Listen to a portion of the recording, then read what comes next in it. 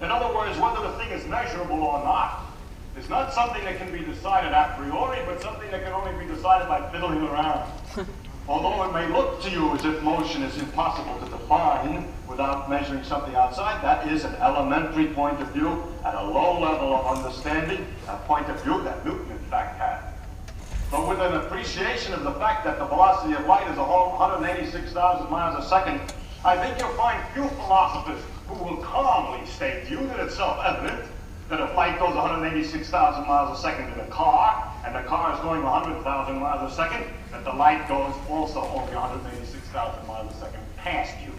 That's a shocking fact to them. The very ones who claim it's obvious find when you tell them a specific fact that is not obvious. Finally, there must be a terrific amount of subtlety in philosophy which says that you cannot tell any motion except by looking outside. It's not true in physics.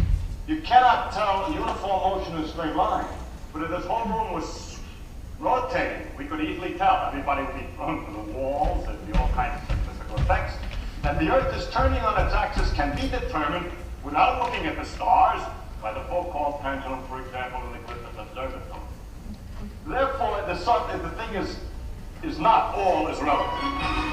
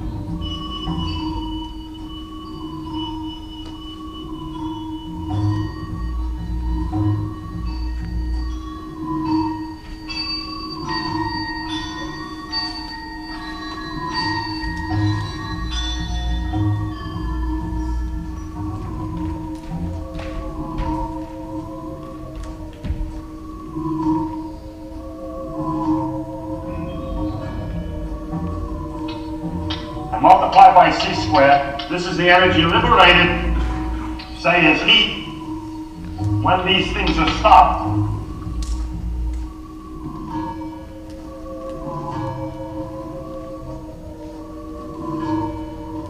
In other words, M0 is known, and this mass at rest is also known.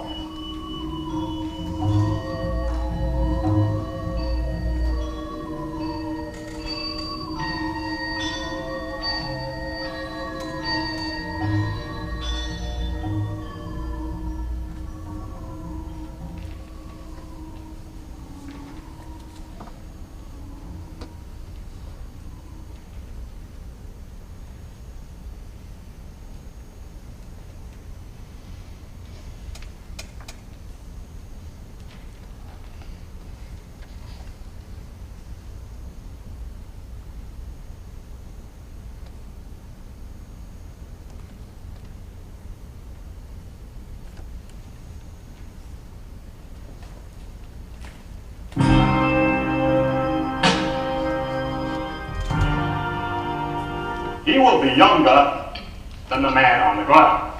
And that's right. That's one of the consequences of the theory of relativity, a consequence which has been demonstrated definitely by the fact that the mu mesons last longer when they're moving. So also will Paul last longer when he's moving. The reason why this is called a paradox is only by the people who believe that the principle of relativity is that all motion is relative. Because they say, from the point of view of Paul, this is Peter, we're left on the ground here. From the point of view of Paul, can't we say that Peter was moving?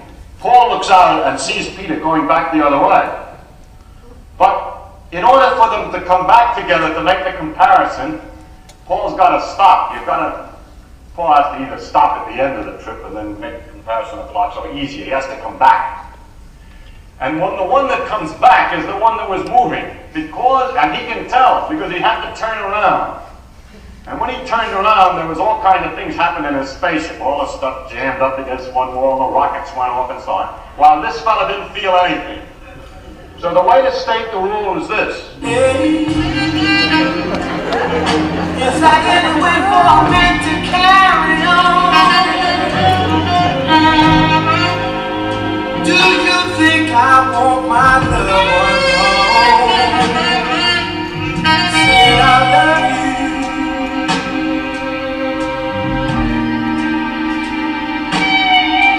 more than you'll ever know.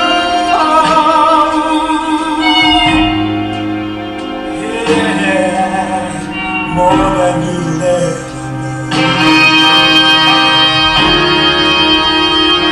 Now listen to this. I'm not trying to be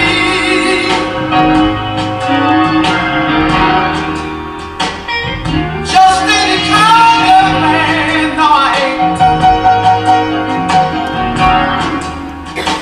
I'm just trying to be somebody you can love, trust, and understand.